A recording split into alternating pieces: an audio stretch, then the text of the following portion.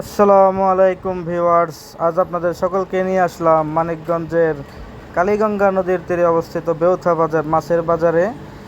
এখানে প্রতিদিন সকালে এরকম তরতাজা ফ্রেশ মাছ পাওয়া যায়। দেখতেই পাচ্ছেন আপনারা, বড় বড় সাদা পাঙ্গাস মাছ, তারপর হচ্ছে ব্রিগেড মাছ, আরও আছে নদীর ভালো মাছ আছে।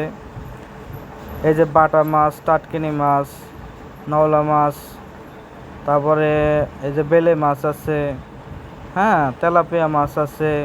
এই যে বড় বড় আপনার নওলা মাছ, রুই মাছ, কাতল মাছ, তারপর হচ্ছে কার্পু মাছ।